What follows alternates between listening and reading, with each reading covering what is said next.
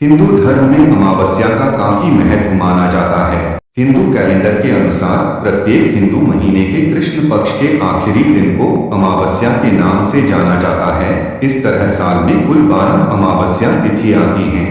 इस दिन व्रत, पूजा पाठ, स्नान और दान आदि का विशेष महत्व माना जाता है। सभी अमावस्या में मौनी और सोमवती अमावस्या का अधिक महत्व माना जाता है। सोमवती अमावस्या के दिन स्नान दान के साथ पितृ पूजन भी किया जाता है, इसलिए इस दिन पितरों का आशीर्वाद भी प्राप्त होता है। धार्मिक मान्यताओं के अनुसार सोमवती अमावस्या के दिन पूजा पाठ के साथ साथ कुछ खास उपाय करने से भी विशेष लाभ प्राप्त होता है और जीवन में सुख समृद्धि आती है। साथ ही ग्रह दोष और पितृ दोष आदि से भी छुटकारा मिलता है। इसके अलावा कुछ ऐसे कार्य भी हैं जो भूलकर भी सोमवती अमावस्या के दिन नहीं करने चाहिए, नहीं तो शुभ परिणाम की जगह अशुभ परिणाम का सामना भी करना पड़ सकता है। साथ ही आपके घर में नकारात्मक ऊर्जा का भी वास हो सकता है, जिससे घर में अशांति बनी रहेगी। दोस्तों, इस वीडियो में मैं आपको बताऊंगा कि इस साल 2024 में सोमवती अमावस्या कब है, स्नान व दान का शुभ मुहूर्त क्या है और इस दिन कौन से कार्य बिल्कुल भी नहीं करने चाहिए।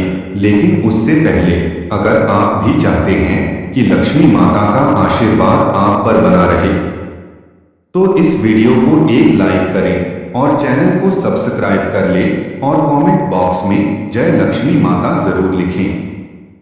चलिए दोस्तों, सबसे पहले जानते हैं कि इस साल 2024 में सोमवती अमावस्या कब है और स्नान व दान का शुभ मुहूर्त क्या है। दोस्तों, भाद्रपद माह की अमावस्या का आरंभ 2 सितंबर दिन सोमवार को सुबह 5:21 पर होगा और इसका समापन अगले दिन 3 सितंबर को सुबह 7:24 पर होगा। दोस्तों, आपको बता दें कि इस साल 2024 में भाद्रपद माह की अमावस्या 2 सितंबर 2024 दिन सोमवार को मनाई जाएगी। साथ ही दोस्तों, स्नान व दान के शुभ मुहूर्त के बारे में बात करें तो हिंदू पंचांग के अनुसार सोमवती अमावस्या के दिन ब्रह्मा मुहूर्त का समय सुबह 4:38 से लेकर सुबह के 5:24 तक रहेगा। वहीं इस दिन पूजा का शुभ मुहूर्त सुबह 6:09 से लेकर सुबह के 7:44 तक रहेगा। दोस्तों, इस बार ज्योतिष शास्त्र के अनुसार भाद्रपद माह की अमावस्या के दिन 2 शुभ योग का निर्माण भी हो रहा है। इस दिन सुबह सूर्योदय से लेकर शाम के 6:20 तक शिव योग रहेगा। इसके बाद सिद्ध योग रहेगा। शिव योग को लेकर मान्यता है कि इस योग में पूजा पाठ करने से देवी देवताओं की विशेष कृपा प्राप्त होती है और इस योग में पितरों का विधि विधान के साथ श्राद्ध और तर्पण करने से पितृ दोष से भी छुटकारा मिलता है। आइए दोस्तों, अब जानते हैं कि सोमवती अमावस्या पर क्या नहीं करना चाहिए। नंबर 1, सरसों का तेल। दोस्तों, शास्त्रों में बताई गई मान्यता के अनुसार सोमवती अमावस्या के दिन सरसों का तेल किसी भी रूप में इस्तेमाल करना पूरी तरह से वर्जित होता है। इस दिन सरसों के तेल से शरीर की मालिश करने या फिर खाने में सरसों का तेल इस्तेमाल करने से धन की हानि होती है और धन हानि के साथ साथ आपको कठिन समस्याओं का भी सामना करना पड़ सकता है। नंबर 2, कपड़े न धोएं। दोस्तों, सोमवती अमावस्या के दिन भूलकर भी कपड़े नहीं धोने चाहिए। इस दिन कपड़े धोने से घर की आर्थिक स्थिति खराब होती है। अगर आपको इमरजेंसी है तो आप कपड़े तो धो सकते हैं, लेकिन आपको कपड़े धोते समय साबुन का इस्तेमाल नहीं करना चाहिए, वरना आपको आर्थिक तंगी का सामना करना पड़ सकता है। नंबर 3, पीपल का स्पर्श। दोस्तों, सोमवती अमावस्या के दिन पीपल की पूजा करने से शुभ फल प्राप्त होते हैं, लेकिन शनिवार के अलावा अन्य दिन पीपल का स्पर्श नहीं करना चाहिए, इसलिए पूजा करें, लेकिन पीपल के वृक्ष का स्पर्श न करें, इससे धन की हानि होती है।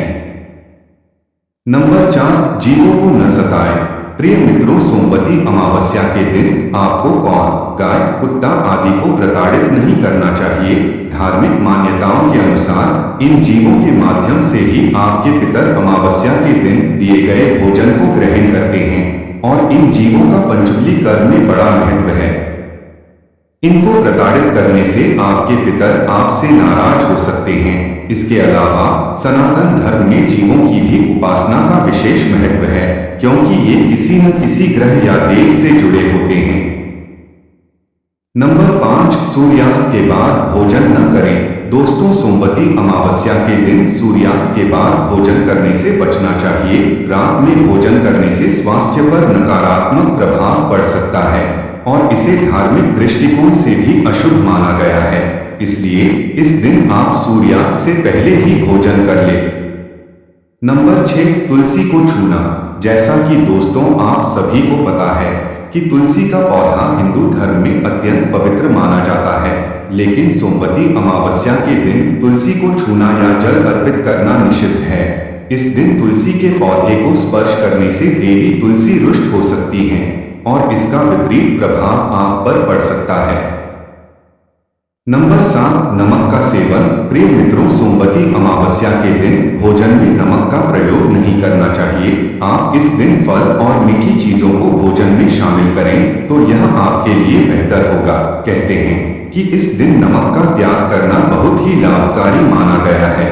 इससे साल भर रविवार के व्रत का पुण्य प्राप्त हो जाता है और सूर्य ग्रह का शुभ प्रभाव आपके जीवन में बना रहता है।